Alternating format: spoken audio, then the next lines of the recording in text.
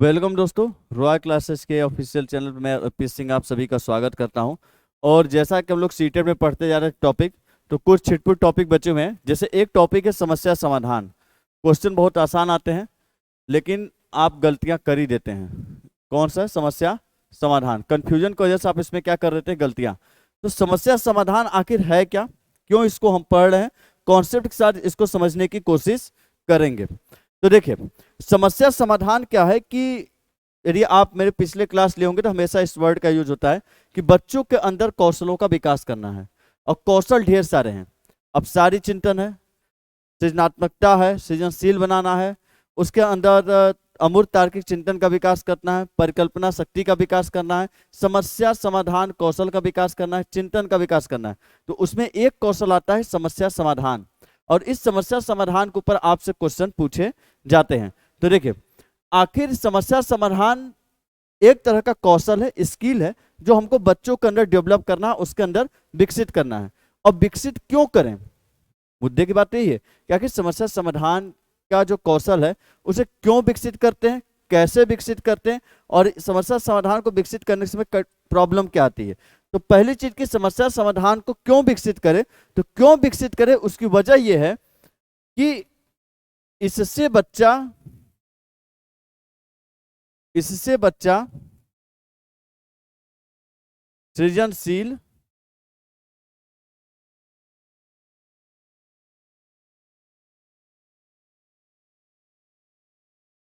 अपसारी चिंतन,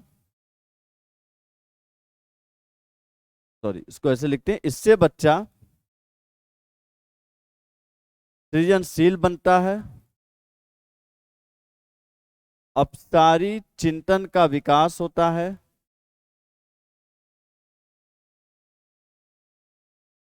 विकास होता है तथा प्रतिक्रियात्मक अनम्यता में कमी आती है। तो देखिए, किसी भी बच्चे के अंदर समस्या समाधान कौशल का इसलिए विकास किया जाता है ताकि वो बच्चा सृजनशील बने, अपसारी चिंतन करना सीखे, और उसके अंदर प्रतिक्रियात्मक अनियमितता में क्या है? कमी आए। तो पहला पॉइंट तो आपका ये है कि किसी के भी अंदर समस्या समाधान कौशल का विकास आखिर हम क्यों करते हैं। तो देखिए, अब बात होता है कि इसमें जो शब्द आए हैं उसका मतलब पहले समझने की। जैसे एक शब्द आया सृजनशील, सृजनशील। तो सृजनशील बालक कहते किसे हैं? बहुत तेज बच्चे को कहेंगे सृजनशील। किस बच्चे को सृजनशील कहा जाता है? उसके अंदर क्या लक्षण पाए जाते हैं? सृजनशील बच्चा वो होगा जो नए तरीके से समस्या को हल करता होगा।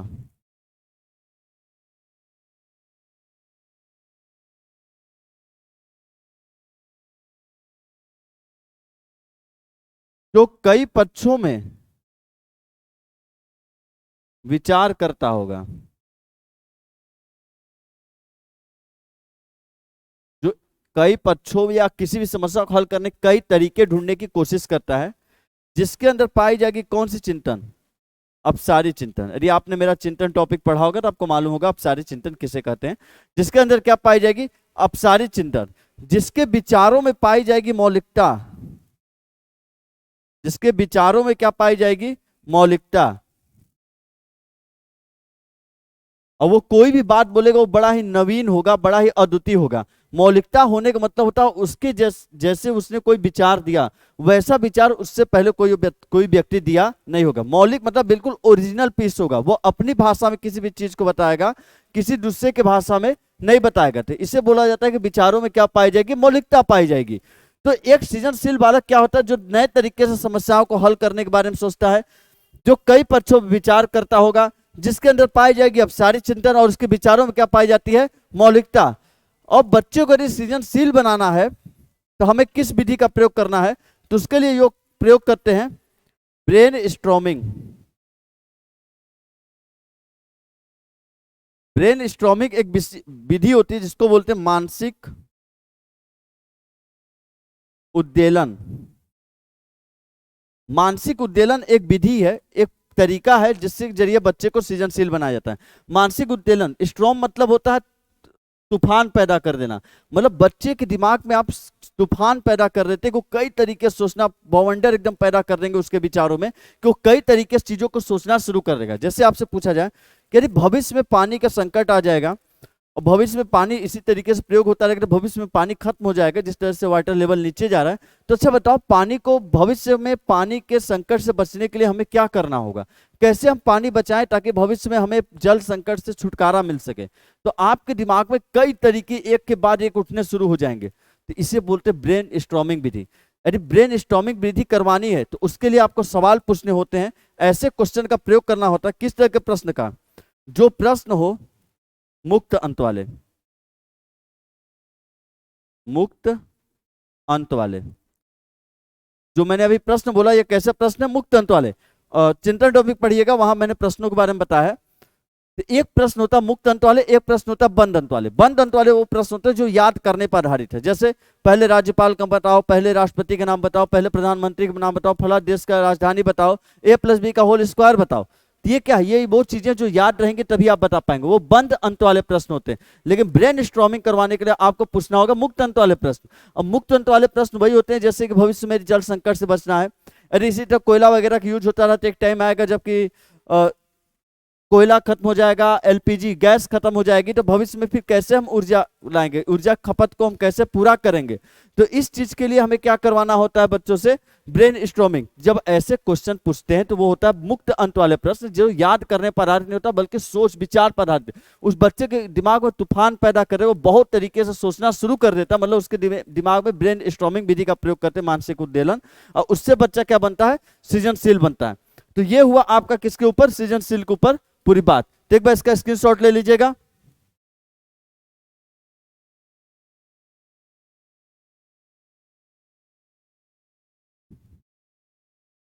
अगला शब्द है अपसारी चिंतन। अपसारी चिंतन समझना, चिंतन टॉपिक पढ़िएगा, उसमें अपसारी चिंतन के बारे में, अपसारी के बारे में, सभी के बारे में बताया क्या होता है, क्या सही होता है। वहां प्रश्नों के बारे में भी अच्छे तरीके से बताया है। तो यदि आपने नहीं पढ़ा प्लेलिस्ट में जाइएगा, सारे वीडियो, ज्यादा नहीं, 16 17 18 वीडियो में पूरा सीडीपी खत्म हो जाएगा।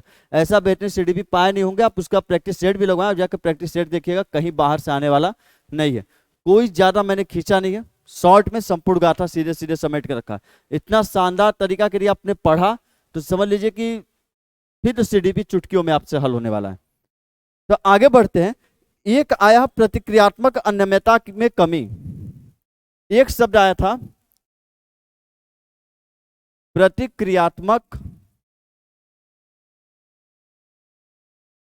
अनम्यता में कमी। अनम्यता का मतलब होता है कठोरता, किसी एक चीज को ठान लेना, पकड़ लेना, दृढ़ता के साथ उसको पकड़ लेना होता है। कठोरता के साथ, दृढ़ता के साथ किसी चीज को थाम लेना, पकड़ लेना कहलाता है अनम्यता। और प्रतिक्रियात्मक मतलब होता है जो आपका रिस्पॉन्स है, आप जो भी प्रतिक्रिया जाहिर कर रहे हैं।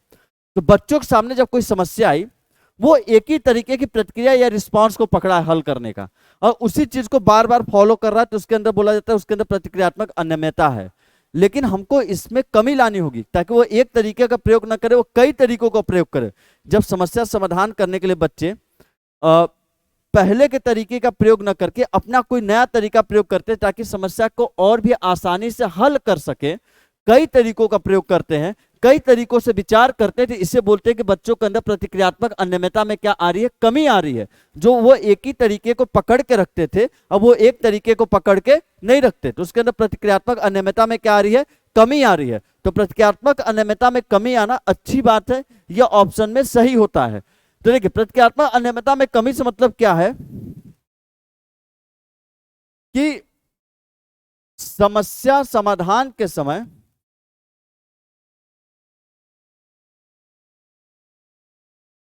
समय बच्चे पूर्व के अनुभव व तरीकों का विश्लेषण कर खुद के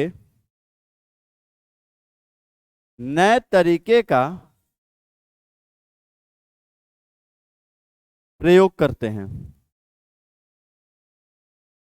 मतलब बच्चे को समस्या को हल करने का पहले का अनुभव है, वो पहले से कोई तरीका जानता है, लेकिन उसका विश्लेषण करता है, उसके बारे में सोचता है, विचार करता है, फिर उसके बाद एक अपना नया तरीका निकालता है कि नहीं ठीक, वो पहले एक तरीका उसके बारे में सोचेगा, विचार कर अपने अनुभव को लगाएगा, लेकिन फिर उसके बाद एक नया तरीका निकालता है, और जो नया तरीका निकालता है तो उसी को बोला जाता है कि उसने पुराने तरीकों को छोड़ के नए तरीके की तरफ बढ़ा है। मतलब उसके अंदर प्रतिक्रियात्मक अनियमितता में क्या आई है, कमी। अब प्रतिक्रियात्मक अनियमितता का मतलब होता है जब कोई एक चीज को पकड़ के रखे कठोरता के साथ, वो होता है कि प्रतिक्रियात्मक अनियमितता है। और कमी आना क्या है, अच्छी बात है, वो एक ही तरीके को पकड़ के नहीं रखता, कई तरीकों के बारे में विचार करता है, तो ये क्या होता है, प्रतिक्रियात्मक अनियमितता में कमी आना। इसका स्क्रीनशॉट ले लीजिएगा एक बार।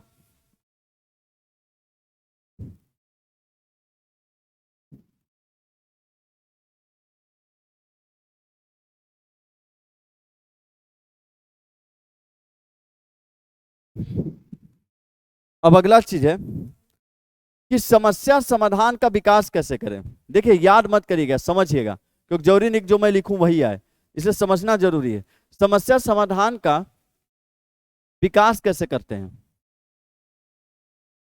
कैसे करेंगे? जब बच्चे के अंदर आप किसका विकास करेंगे, अब सारी चिंतन का, तब वो कई तरीके से सोचेगा। जब बच्चे से आप क्या करवाएंगे, ब्रेन स्ट्रॉमिंग, मानसिक उद्वेलन, तब समस्या समाधान का विकास होगा। जब बच्चे से आप मुक्त अंत वाले प्रश्न पूछते हैं, तब बच्चे के अंदर समस्या समाधान का क्या होता है, विकास। जब समरूपों को बढ़ावा देते हैं, समरूपों को बढ़ावा देते हैं, तब बच्चे के अंदर क्या होता है, समस्या समाधान का विकास। ये तो आप समझ गए। समरूप मतलब होता है कि जैसे आपका सीटेट है, सीटेट के प्रश्न को हल करना एक आपकी समस्या है, तो मैं क्या करवाता हूं, सीटेट का प्रीवियस या प्रैक्टिस सेट, मतलब जैसा सीटेट में एग्जाम में पेपर में, जैसा सीटेट के एग्जाम में प्रश्न आते हैं, वैसे ही प्रश्नों को मैं यहाँ पे हल करवाता हूं, तो वही होते हैं समरूप। मतलब जैसी समस्या है उसी के जैसी किसी और समस्या को हल करवाने की जब आपकी आदत पड़ जाती है, हल करते हैं, तो वो समस्या आने पे भी आप हल कर देंगे।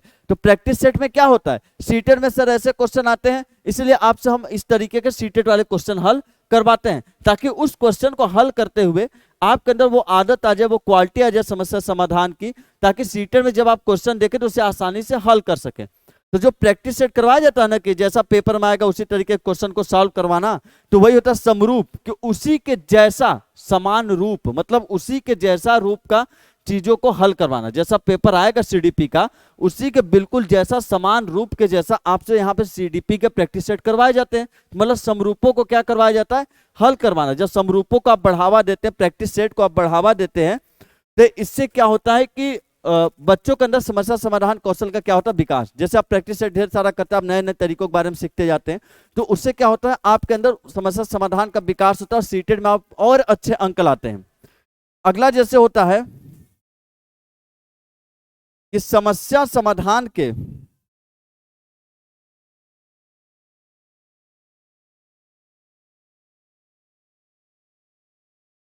समाधान के वैकल्पिक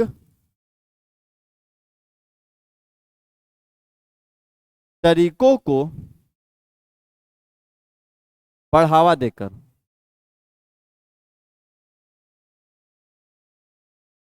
वैकल्पिक मतलब क्या होता है, अल्टरनेट। जैसे मान लीजिए आपने कोई एक तरीका बताया, अब बच्चा बोले कि सर इसको ऐसे नहीं हल कर सकते, तो बोला तुमको एक को बता इसी से हल करो, तो ये गलत होता है। अरे बच्चा कोई उसका अलग तरीका बोल रहा है, कि भले से उससे उस चीज को ना लगे या लगे, लेकिन बच्चा बोल रहा है तो आपको उसको बढ़ावा देना होगा कि देखो इस तरीके से हल हो सकता है, लेकिन इसमें यहाँ छोटी सी प्रॉब्लम आ रही है, इसलिए इससे हल नहीं कर सकते। अब बच्चा सोचेगा उस छोटी सी प्रॉब्लम को हटा देंगे तो हल हो जाएगा, अब उसको हटाने के बारे में सोचना क्या करेगा, शुरू। इसलिए जो वैकल्पिक तरीके होते हैं, अल्टरनेट जो तरीके होते हैं, जो बच्चों के अंदर जन्म लेते रहते हैं कि इसको ऐसे भी कर सकते हैं, ऐसे भी कर सकते हैं, तो इन चीजों को बढ़ावा देना चाहिए, इसे कभी भी दबाना नहीं चाहिए। तो समस्या समाधान के जो वैकल्पिक तरीकों को क्या देना, बढ़ावा देना है। तो देखिए ये समस्या समाधान के कुछ तरीके हैं, पर इससे मिलते जुलते कई लाइन, कई प्रकार के लाइन बनाए जाते हैं जो आपसे सीटेट के ऑप्शंस में मिलेंगे। तो इसको समझने की कोशिश करिए, ना कि याद करने और रटने की। समझ गए होंगे? एक बार इसका स्क्रीनशॉट ले लीजिएगा।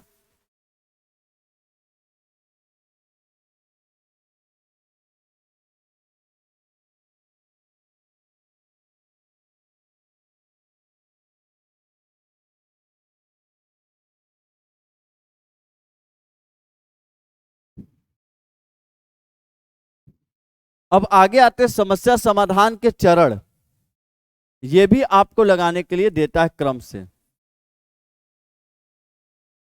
और ये भी बड़ा रंगीला टाइप का है।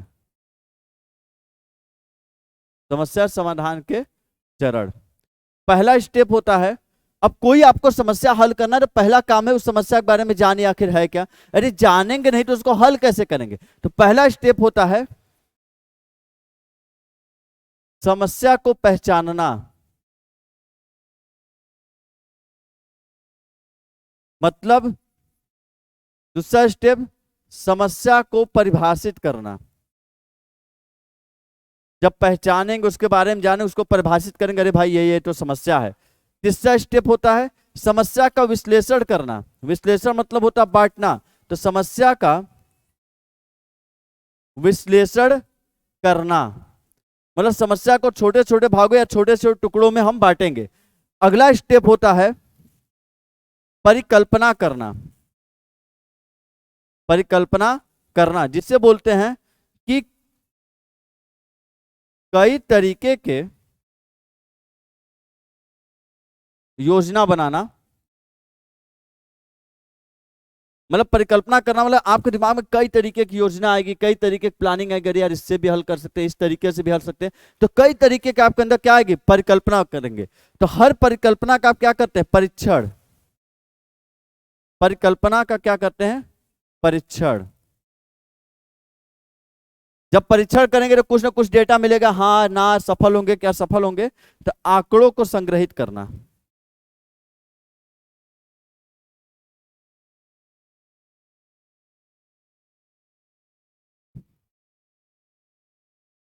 आंकड़ों को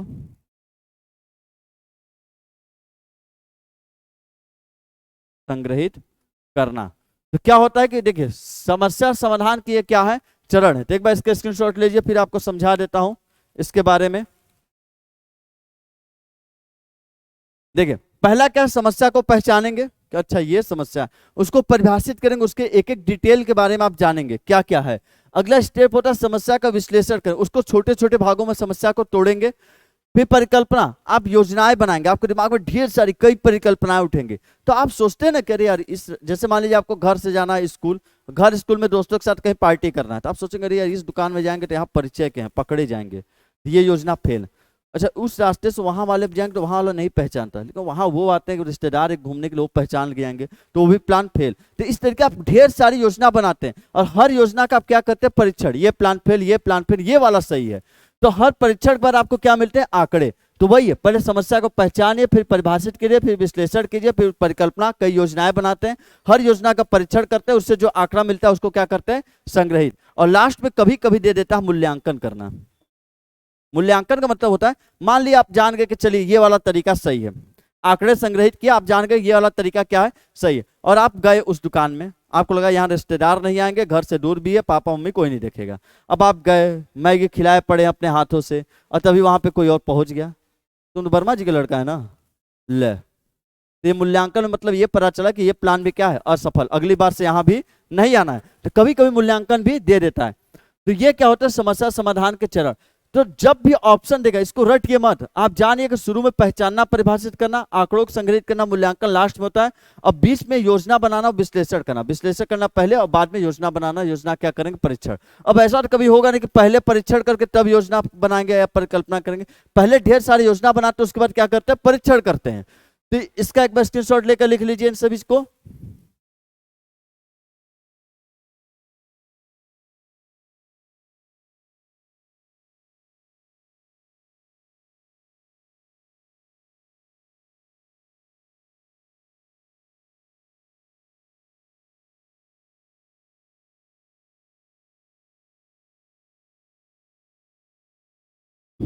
कुछ शब्द जान जाइए, कुछ शब्द भी आपसे पूछे जाते हैं, कुछ शब्द जान जाइए।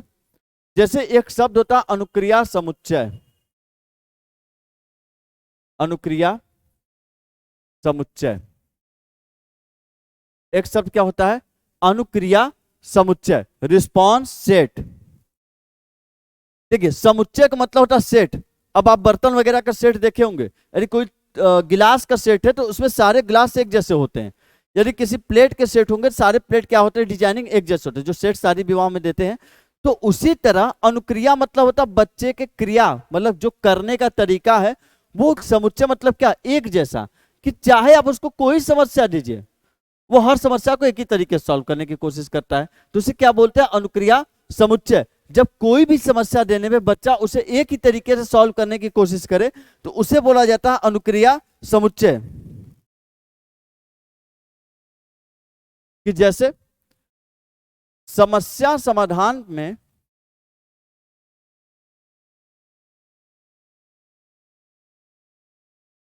बच्चे के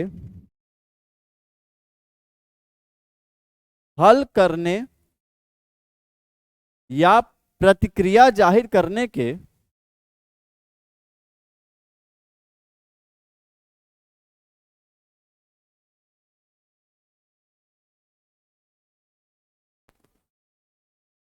एक ही तरीके को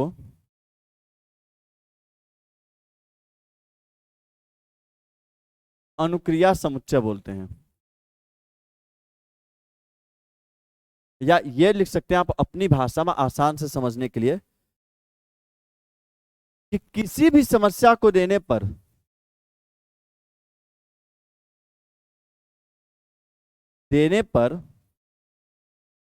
बच्चे द्वारा उसे एक ही तरीके से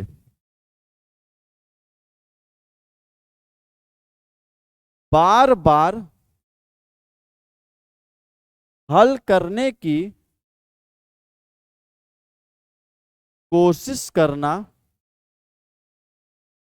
क्या कहलाता है, अनुक्रिया समुच्चय। मतलब बार बार एक ही तरीका अपनाता, वही एक ही जैसा तरीका अपनाएगा, कोई नया तरीका अपनाने की कोशिश नहीं करता, तो ये क्या होता है, गलत होता है। क्या अनुक्रिया समुच्चय सही होगा, नहीं। हम यहाँ हमेशा पढ़े, कई पक्षों विचार करें, कई तरीके अपनाएं, लेकिन ये गधा एक ही तरीके पर अटका हुआ है, तो अनुक्रिया समुच्चय ऑप्शन में आएंगे तो क्या होंगे, गलत होंगे।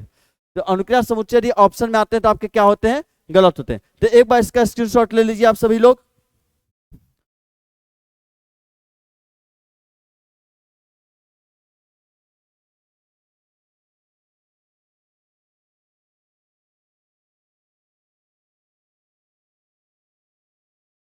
या इसी को एक शब्द और बोलते हैं, क्रियात्मक स्थिरता।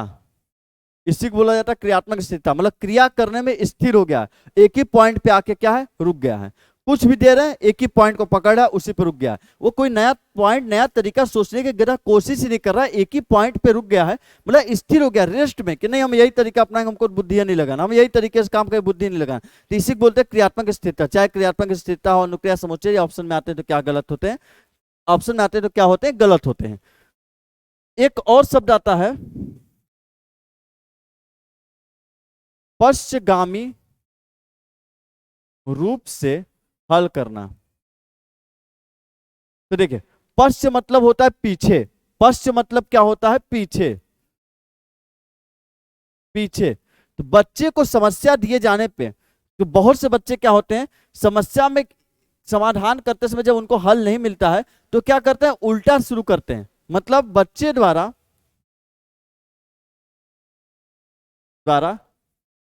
किसी समस्या के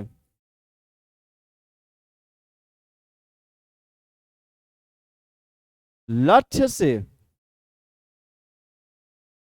शुरुआत कर हल तक पहुंचना